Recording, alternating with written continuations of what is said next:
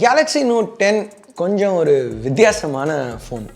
இப்போ S10 சீரீஸ்க்கு அப்புறம் Samsung அவங்களோட ஃப்ளாக்ஷிப்பை மூணாக ஸ்ப்ளிட் பண்ணுறதுக்கு பதில் சரி அந்த ரெகுலர் S10ஐயும் அந்த வெர்ஷனையும் கம்பைன் பண்ணி இந்த தடவை வெறும் Note 10 மட்டும் விடலாம் அப்படின்னு எடுத்துகிட்டு வந்திருக்காங்க. ஸோ இந்த Note 10ல் அந்த வெர்ஷன் ப்ளஸ் அந்த ரெகுலர் S வெர்ஷன் அந்த மாதிரி அந்த ரெண்டுத்துலேயும் உள்ள சில பார்ட்ஸ் இன்க்ளூட் பண்ணியிருக்காங்க. ஸோ இந்த ஃபோன் லான்ச் ஆகையில் எனக்கு இது ரொம்ப இம்ப்ரெசிவாக தெரியல. ஏன்னா 70,000 ரூபாய்க்கு வெறும் ஃபுல் ஹெச்டி டிஸ்பிளே கொடுத்துருக்காங்க, 60 ஹெர்ட்ஸ் பேனல் தான். பட் ஆனால் இது லான்ச் ஆனதுலேருந்து இப்போ வரைக்கும் நான் இதை யூஸ் பண்ணதில் என்னோடய எக்ஸ்பீரியன்ஸில் எனக்கு கொஞ்சம் இது மேலே உள்ள இம்ப்ரெஷன்ஸ் மாறி இருக்குது. ஸோ இந்த வீடியோவில் அதை பற்றி பார்ப்போம். ஹே guys, என் பேர் ஆஷ், நீங்கள் பார்த்துட்டு இருக்கிறது C4E Tech தமிழ். வீடியோ பிடிச்சிருந்துச்சுன்னா மறக்காமல் கீழே இருக்க தம்ஸ் அப் பட்டன், சப்ஸ்கிரைப், பெல் ஐகான்ஸ் இதெல்லாம் ப்ரெஸ் பண்ணுங்கள். இப்போ நம்ம வீடியோவுக்கு போவோம்.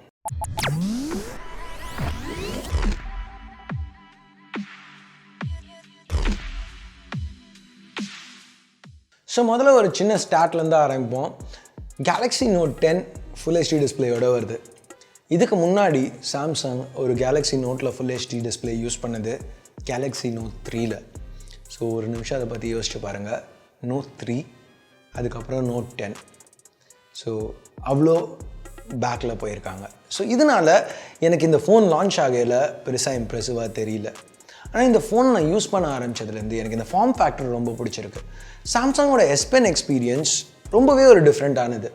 இது யாருமே மேட்ச் பண்ணல. எஸ், ஆப்பிள் பென்சில் இருக்குது, மைக்ரோசாஃப்டோட சர்ஃபேஸ் பென் இருக்குது, இதெல்லாம் ஓரளவுக்கு க்ளோஸாக வருது, இல்லைன்னு சொல்லலை. ஆனால் அதெல்லாம் டேப்லெட்ஸில் ஒரு டோட்டலாக டிஃப்ரெண்ட்டான ஃபார்ம் ஃபேக்டரில் ஃபோன்ஸ்னு வரையில் இந்த மாதிரி ஒரு ஸ்டைலஸ் எக்ஸ்பீரியன்ஸ் வேறு எந்த பிராண்ட்லையும் நம்மளுக்கு கிடைக்கிறதில்ல.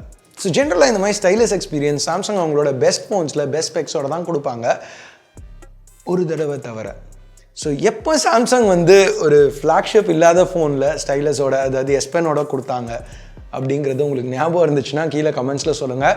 கூகுள் பண்ணாதீங்க, GSM Arenaவில் போய் பார்க்காதீங்க. வீடியோ முடியறதுக்குள்ளே நான் கண்டிப்பாக எந்த ஃபோனுன்னு சொல்கிறேன். பட் உங்களுக்கு தெரிஞ்சதுன்னா கீழே கமெண்ட்ஸில் சொல்லுங்கள். ஸோ எனிவே, இங்கே இந்த S Pen எக்ஸ்பீரியன்ஸ், இந்த நோட் எக்ஸ்பீரியன்ஸ் இது எப்போவுமே பெரிய டிஸ்பிளே உள்ள ஃபோனில் தான் நம்ம பார்த்துருக்கோம். இங்கே கொஞ்சம் சின்ன டிஸ்பிளேயில் வந்திருக்கிறது கொஞ்சம் ஃப்ரெஷ்ஷாக இருக்குது. ஸோ இங்கே Note 10 காம்பேக்டாக இருக்குங்கிறதுக்காக S Pen யூஸ் பண்ணுறதுக்கே கஷ்டமாக இருக்குங்கிற அளவுக்கு காம்பேக்டாக இல்லை. ஆனால் கையில் யூஸ் பண்ணுறதுக்கு வசதியாக இருக்கிற அளவுக்கு காம்பேக்டாக இருக்குது. இப்போ இந்த டிஸ்பிளே பற்றி பேசையில் இது ஃபுல் ஹெச்டி ப்ளஸ் பேனல், இது ஒரு AMOLED பேனல், பார்க்க ரொம்ப நல்லா இருக்குது. குவாட் ஹெச்டி கிடையாது. இந்த ரெசல்யூஷன் கம்மியாக இருக்கிறது நோட்டிசபிளாக தான் இருக்குது, நான் இல்லைன்னு சொல்லலை. ஸோ இந்த ஃபோன் நான் எப்படி யூஸ் பண்ணிகிட்ருக்கேன்னா, இப்போ கடைசி ஒரு சில மாதமாக வீக்கெண்ட் ஆச்சுன்னா நான் என் ப்ரைமரி ஃபோனை ஆஃப் பண்ணி வச்சிடுறேன். ஃப்ரெண்ட்ஸ் அண்ட் ஃபேமிலிக்கு மட்டும் ஒரு நம்பர் இருக்குது, அது ஒரு செகண்டரி ஃபோனில், அந்த செகண்டரி ஃபோனை தான் இதை யூஸ் பண்ணிகிட்ருக்கேன். இந்த ஃபோனில் செகண்டரி ஃபோனில் வீக்கெண்டில் சோஷியல் மீடியா ஆப்ஸ் எதுவும் கிடையாது, ஒர்க் மெயில் கிடையாது, அது எதுவுமே இல்லாமல். ஸோ இதனால தான் ஏதாவது நாங்கள் ட்வீட் பண்ணுறதோ இல்லை ஏதாவது டிஸ்கிரிப்ஷனில் வீக்கெண்ட் ரிலீஸ் ஆகிற வீடியோஸில் ஏதாவது டிஸ்கிரிப்ஷனில் தப்பு இருந்துச்சுனாலோ இல்லைனா டைட்டிலில் ஏதாவது ஒரு தப்பு இருந்துச்சுனாலோ அப்டேட் பண்ணுறதுக்கு கொஞ்சம் நேரம் ஆகும். ஏன்னா முன்ன மாதிரி நான் கண்டினியூஸாக மானிட்டர் பண்ணுறது கிடையாது. வீக்கெண்ட்ஸில் நான் யூஸ் பண்ணுற ஃபோன்ஸில் அந்த சோஷியல் மீடியா எதுவுமே இருக்காது.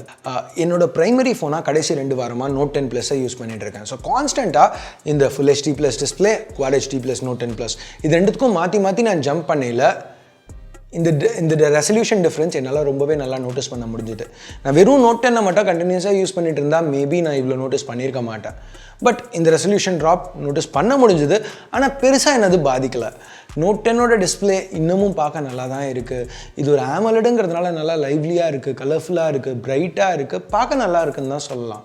சாம்சங் இங்கே இன்னும் கொஞ்சம் அதிகமான ரெஃப்ரெஷ் ரேட், இப்போ OnePlus 7 Proல கொடுத்த மாதிரி கொஞ்சம் அதிகமான ரெஃப்ரெஷ் ரேட் கொடுத்துருந்தாங்கன்னா இன்னும் ஸ்மூத்தாக இருந்திருக்கும். One UIயில் யூஸ் பண்ணையில் இன்னும் பெட்டராக இருந்திருக்கும். ஏன்னா One UI இங்கே ஆக்சுவலாக நல்லா கொடுத்துருக்காங்க. இந்த இன்டர்ஃபேஸ் நல்லா ஸ்மூத்தாக இருக்குது, சிங்கிள் ஹேண்ட் யூசேஜ்க்கு நல்லா ஃப்ரெண்ட்லியாக இருக்குதுன்னு சொல்லலாம். இங்கே இந்த 6.3 இன்ச் பேனலில் யூஸ் பண்ணையில் ரொம்ப வசதியாக இருந்துச்சு. One UIயில் நிறைய நேரத்தில் நம்ம டிஸ்பிளே கார்னர்ஸை ரீச் பண்ண தேவையில்லை. அப்படியே ரீச் பண்ணணுன்னா கூட இங்கே ஃபோனோட சைஸ் சின்னதாக இருக்கிறதுனால ஈஸியாக ரீச் பண்ணலாம். ஸோ எல்லாமே கொஞ்சம் வசதியாக இருந்துச்சு யூஸ் பண்ணுறதுக்கு. திருப்பியும் அந்த 6.8 இன்ச் Note 10 ப்ளஸ்க்கும் இதுக்கும் மாற்றி யூஸ் பண்ணையில் எனக்கு இது அதிகமாகவே நோட் பண்ண முடிஞ்சுது. மேலே உள்ள அந்த ஹோல் பஞ்ச் கண்டிப்பாக கடுப்பாக தான் இருந்துச்சு. நான் இல்லைன்னு சொல்ல. எனக்கு இந்த வெஸ்டர்னில் இருக்கிற மாதிரி சைடில் அலைன் பண்ணியிருந்தாங்கன்னா பெட்டராக இருந்திருக்கும். ஏன்னா சைடில் அலைன் பண்ணியிருந்தாங்கன்னா இப்போ நம்ம ஒரு கேம் விளையாடையிலையோ இல்லை ஒரு வீடியோ பார்க்கையிலையோ கை மறைச்சிரும். ஸோ அந்தளவுக்கு அந்த கேமரா அந்த கேமராவோட கட் அவுட் நம்மளுக்கு நோட்டிசபிளாக இருக்காது.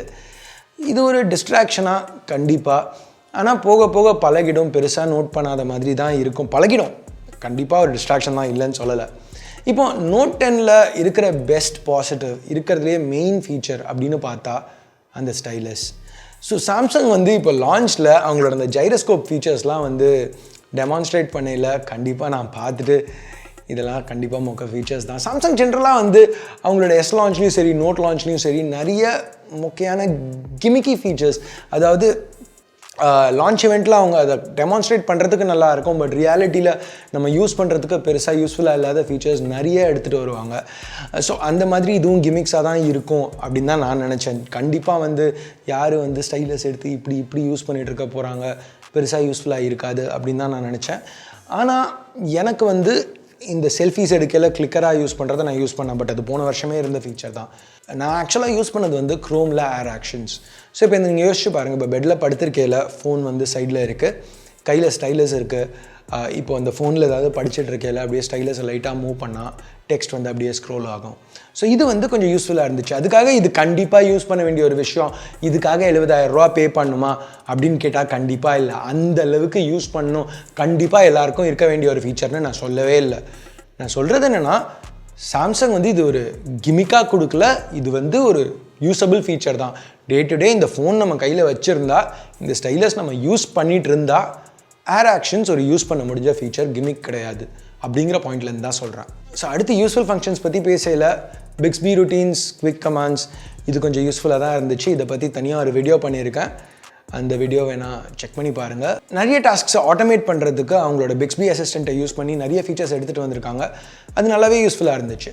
ஸோ இப்போ ட்ரேட் ஆஃப்ஸ்னு பார்த்தா Note 10, Note 10 Plus ரெண்டுத்துலேயுமே headphone jack கிடையாது. ஆனால் Note 10ல் மட்டும்தான் மைக்ரோ எஸ்டி கிடையாது. ஆனால் எப்படியோ இங்கே 256 GB ஸ்டோரேஜ் கொடுக்குறாங்க. ஸோ மோஸ்ட்டாக எல்லாருக்கும் அது போதும். ரேம்னு வரையில் இங்கே 8 GB ரேம் கொடுத்துருக்காங்க. Note 10 Plusல 12 வரைக்கும் போகும். ஆனால் ஆண்ட்ராய்டில் 6 GBக்கு மேலே என்ன கொடுத்தாலுமே அது அதிகம் தான். 8, 12ங்கிறதுல பெரிய டிஃப்ரென்ஸ் எதுவும் இல்லை. டிஸ்பிளே டிஃப்ரென்ஸ் நம்ம ஏற்கனவே பார்த்துட்டோம். பேட்டரின்னு வரையில் இங்கே 3500 mAh பேட்டரி கொடுத்துருக்காங்க. Note 10 Plusல 4300 mAh. ஆனால் பேட்டரி லைஃப் இங்கே அபவ் ஆவரேஜ்னு சொல்லலாம். ஜென்ரலாக என்ன கேட்டிங்கன்னா, ஃபோன் திக்காக இருந்தாலும் பரவாயில்ல, பேட்டரி அதிகமாக கொடுங்க அப்படின்னு தான் நான் சொல்லுவேன். ஆனால் இங்கே Note 10ல் சாம்சங் கொஞ்சம் நல்லா பேலன்ஸ்டாக பண்ணியிருக்காங்கன்னு சொல்லலாம். 7.9 mm திக்னஸ் இருக்கிறதுனால ஃபோன் ரொம்ப ஸ்லிம்மாக ஒன்றும் ஆக்கலை. சைஸ் கரெக்டாக இருக்குது. Weight 168 grams. திருப்பியும் ரொம்ப லைட்டும் கிடையாது, ரொம்ப ஹெவியும் கிடையாது. பேட்ரி 3500 mAh எதிர்பார்த்ததோட நல்லாவே பெர்ஃபார்ம் பண்ணிச்சு. இப்போ ஹெவி யூஸில் கூட ஒரு நாள் ஈஸியாக நின்றுச்சு. இப்போது என்னோடய சோஷியல் மீடியா ஆப்ஸ் இதில் கிடையாது.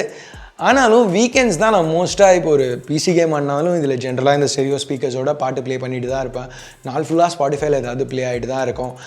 இல்லைனா பிளான்ஸ் வர்சஸ் ஜாம்பிஸ் 2 ஆடிட்டு இருப்பேன். எஸ், இன்னமும் அந்த கேம் ஆடிட்டுருக்கேன். இல்லைனா எங்கேயாவது வெளில போகிறேன்னா ஜிபிஎஸ் ஆனில் இருக்கும், நேவிகேஷனுக்கு யூஸ் பண்ணிகிட்டு இருப்பேன். ஸோ அந்த மாதிரி யூஸ் பண்ணுறதுனால கண்டிப்பாக இன்டென்ஸ் யூசேஜ் தான். ஸோ அப்படி யூஸ் பண்ணலையும் ஒரு நாள் பேட்டரி தாங்குது. அப்படி சார்ஜ் பண்ணணுன்னா 25 வாட் சார்ஜர் பாக்ஸில் கொடுத்துருக்காங்க. 0 to 60 கிட்டத்தட்ட அரை மணி நேரத்தோட கொஞ்சம் அதிகமாக ஆகும் சார்ஜ் பண்ணுறதுக்கு. 45 வாட் சார்ஜிங்க்கு இதில் சப்போர்ட் கிடையாது. Note 10 Plus மாதிரி ஒயர்லெஸ் சார்ஜிங் 15 வாட் வரைக்கும் சப்போர்ட் இருக்குது. இங்கே பின்னாடி பார்க்கையில் Note 10 Plus மாதிரியே தான் இங்கேயும் இருக்குது. மோஸ்ட்டாக Gorilla Glass 6 தான் ஃப்ரண்ட் அண்ட் பேக் ப்ரொடெக்ஷனுக்கு கொடுத்துருக்காங்க. சென்டரில் ஸ்டெயின்லெஸ் ஸ்டீல் ஃப்ரேம் கொடுத்துருக்காங்க. ஜென்ரலாக நம்ம ஃபோன்ஸில் பார்க்குறது அலுமினியம் ஃப்ரேம். இதில் ஸ்டெயின்லெஸ் ஸ்டீல் கொடுத்துருக்கிறதுனால இன்னும் கொஞ்சம் குவாலிட்டி பெட்டர். அது மட்டும் இல்லாமல் சாம்சங் இங்கே IP68 water and dust resistance கொடுத்துருக்காங்க. ஸோ இன்னும் கொஞ்சம் டியூரபிளாக இருக்கும். ஆனாலும் இது கிளாஸ் பேக் தான். ஸோ கண்டிப்பாக ஃபிங்கர் பிரிண்ட்ஸ் பிக்கப் பண்ணும், வழுக்கும். ஸோ நான் இங்கே கொஞ்சம் ஸ்கின்ஸ் யூஸ் பண்ணுவேன், இல்லைனா கேஸில் வச்சு யூஸ் பண்ணுவேன். ஸோ அப்படி நீங்களும் பண்ணிக்கலாம். ஸோ இங்கே பின்னாடி Note 10 Plusோட உள்ள டிஃப்ரென்ஸ் என்னென்னா, Note 10 Plusல உள்ள அந்த டைம் ஆஃப் லைட் சென்சர் இதில் கிடையாது. பட் அது தவிர பாக்கி உள்ள 3 கேமராஸும் அதே தாறுமாறு கேமராஸ் தான். இது 4K 60 FPS வீடியோ. இந்த ரெசல்யூஷனில் எலக்ட்ரானிக் ஸ்டேபிளைசேஷன் கிடையாது. ஆனால் ஆப்டிக்கல் ஸ்டேபிளைசேஷன் இருக்கிறதுனால வீடியோ இன்னமும் ஸ்டேபிளாக தான் இருக்குது. நல்லா டீட்டெயில்டாக இருக்குது ஃபுட்டேஜ், கிறிஸ்பாக. இப்போ நம்ம 4K 30 FPSக்கு மாற்றையில் எலக்ட்ரானிக் ஸ்டேபிளைசேஷன் ஒர்க் ஆகுது. ஸோ இங்கே ஃபுட்டேஜ் இன்னும் கொஞ்சம் ஸ்டேபிளாக இருக்குது. ஸோ 4K 30ல் நம்மளால் ஜூம் இன் பண்ண முடியுது அதாவது செகண்டரி சென்சருக்கு. ப்ளஸ் வேணும்னா அந்த அல்ட்ரா வைட் சென்சருக்கும் யூஸ் பண்ண அந்த அல்ட்ரா வைட் சென்சரையும் யூஸ் பண்ண முடியுது. இது ரெண்டுமே 4K 30ல் தான். இது 1080p 30 fps. இது சூப்பர் ஸ்டடி ஆப்ஷன். ஸோ இங்கே சாம்சங்கோட அல்காரிதம்ஸ் கொஞ்சம் ஓவர் டைம் ஒர்க் ஆகுதுன்னு சொல்லலாம். இது ரொம்பவே ஸ்டடியான ஆப்ஷன், கிட்டத்தட்ட கிம்பலில் எடுக்கிற மாதிரி இருக்குது. ஸோ இது வந்து அந்த அல்ட்ரா வைடில் எடுக்கிறது, இது ரெகுலர் சென்சர். ஸோ பார்த்தீங்கன்னா நல்ல ஸ்டடியான நல்லாவே ஒரு க்ராப் இருக்குது. ஏன்னா இது ரொம்பவே உள்ள க்ராப் இன் பண்ணி ஸ்டெபிலைஸ் பண்ணுறாங்க. பட் ஓவரால் நல்ல ஸ்டேபிள் ஃபுட்டேஜ் கிடைக்குது 1080p 30. Primary 12 mega pixel f1.5 2.4 variable aperture லென்ஸோட இதில் நல்லா ரிச்சாக வைப்ரண்ட்டான பிக்சர்ஸ் வருது. டைனாமிக் ரேஞ்ச் ரொம்பவே நல்லா இருக்குது. இதுதான் மேஜர் டிஃப்ரென்ஸ் சாம்சங்கோட ஃப்ளாக்ஷிப் கேமராஸ்க்கும் மற்ற கேமராஸ்க்கும். இங்கே ஜூம் இன் பண்ணி பார்க்கல ப்ராசஸிங் ரொம்பவே க்ளீனாக இருக்குது.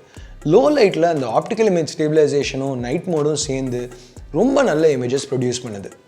OIS பற்றி பேசையில் டெலஃபோட்டோ ஆப்ஷன்லையும் OIS இருக்குது. திருப்பியும் இது ஒரு 12 மெகா பிக்சல் சென்சர், இந்த தடவை f2.1 லென்ஸோடு வருது.